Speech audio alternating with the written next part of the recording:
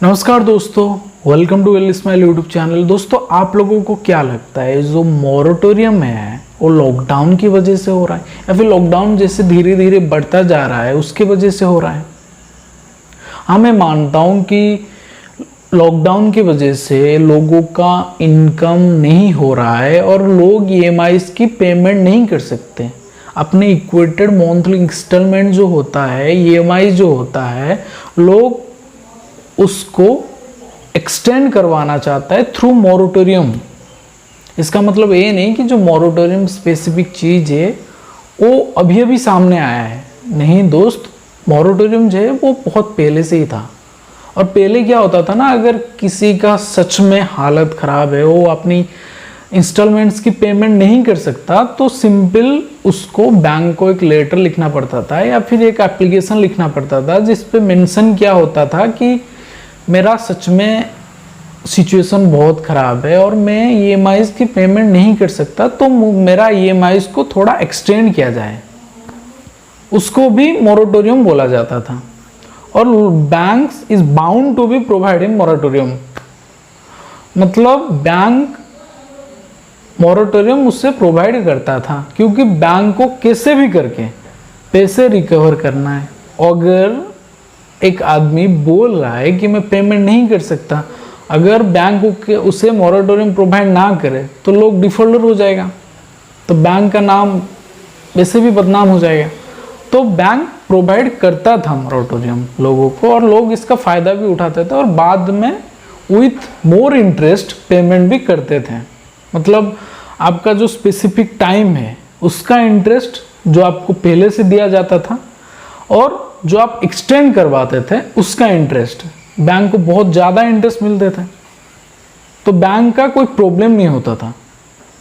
बहुत सारे banks, finance companies या फिर एनबीएफसीज, चाहे वो प्राइवेट सेक्टर बैंक हो या फिर पब्लिक सेक्टर बैंक हो, सबको सब प्रोवाइड करते थे अपनी कस्टमर को। हालांकि दोस्तों, इस वीडियो का पार्ट 2 ही समझ लीजिए, क्योंकि बीच में करंट चला गया था और आप लोगों के लिए वीडियो बनाना था और इधर बहुत बारिश भी हो रहा है हमारे एरिया में, इसीलिए करंट कभी कभार आ भी जाता है और चला भी जाता है, तो आप लोगों के लिए वीडियो बनाना है। दोस्तों, मुद्दे पर आते हैं कि जो मोरेटोरियम पीरियड है, लॉकडाउन की वजह से क्या हो रहा है ना, ये सभी को प्रोवाइड किया जा रहा है क्योंकि सबका हालत ख़राब है। कोई ईएमआईज़ की पेमेंट नहीं कर सकता, जितने भी लोन धारक है, क्योंकि उनका इनकम ही नहीं हो रहा। और कभी कभार बैंक अपनी तरफ से भी प्रोवाइड करता है मोरेटोरियम, क्योंकि एक टाइम पीरियड होता है, उस टाइम पीरियड में एक रिपोर्ट तैयार कर जाता है जिस रिपोर्ट में ये लिखा जाता है कि कितने बैंक में कितने एनपीएस है, मतलब नॉन परफॉर्मिंग एसेट। एनपीएस के बारे में बाद में कभी वीडियो में बता दूंगा। नॉन परफॉर्मिंग एसेट ये समझ लीजिए कि इस कैटेगरी में जो लोग आते हैं वो डिफॉल्ट हो चुके हैं, मतलब उनका बहुत सारे डिफॉल्ट हो चुका है लोन की ईएमआईज़ का, और बहुत सारे डिफॉल्टर भी उन लिस्ट में रहते हैं और बहुत सारे लोन धारक जिन्होंने लोन लिया हुआ है, सब कुछ एक रिपोर्ट बना के बैंक को, आरबीआई को सबमिट करना पड़ता था। अगर उसमें एनपीएस या फिर लोन डिफॉल्टर बहुत ज़्यादा है तो बैंक बदनाम होता है इस चीज़ के लिए, और बैंक को कैसे भी करके उसको पैसा रिकवर करना ही है। इसीलिए बैंक खुद लोगों के साथ बात करके, जो टर्म लोन ले चुके हैं उनके साथ बात करके खुद अपने तरफ से एक स्पेसिफिक टाइम पीरियड देता है लोगों को कि इस टाइम पीरियड के बाद आपको पेमेंट करना है, और वो आपके अथॉरिटी से होता है और बैंक के अथॉरिटी से भी होता है, उसको भी मोरेटोरियम बोला जाता है।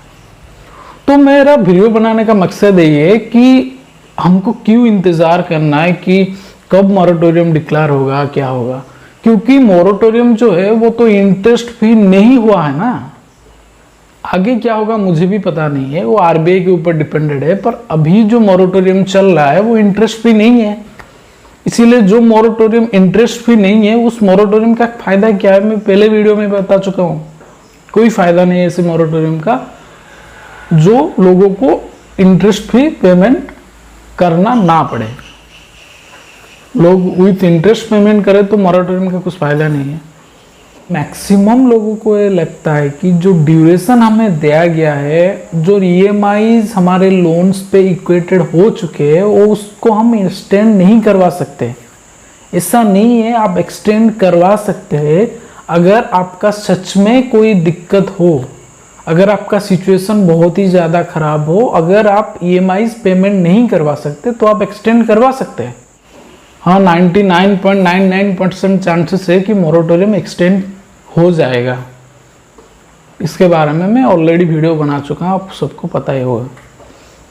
तो मोरेटोरियम का हमें इंतज़ार नहीं करना है, और सिंपल आपको अगर कुछ दिक्कत है, EMI पेमेंट आप नहीं कर सकते, तो सिंपल बैंक को एक एप्लीकेशन लिखिए जहाँ पर आपको मेंशन करना पड़ेगा कि मोरेटोरियम मुझे प्रोवाइड किया जाए और मैं पेमेंट नहीं कर सकता।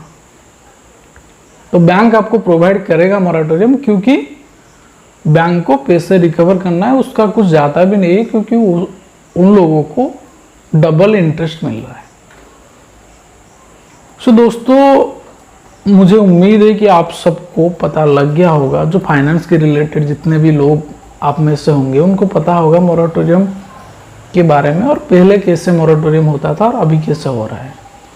फर्क सिर्फ इतना है, अभी सभी के लिए हो रहा है, और पहले गिने चुने लोगों को दिया जाता था जिनका सच में प्रॉब्लम होता था EMI को पेमेंट करने के लिए।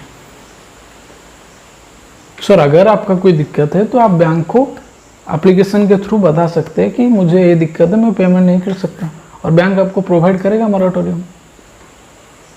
बस वीडियो में इतना ही। थैंक यू सो मच दोस्तों। मुझे उम्मीद है कि आप सबको समझ में आ गया होगा कि क्या होता है मोरेटोरियम और कब प्रोवाइड किया जाता है, और पहले था या अभी हो रहा है। Thank you so much.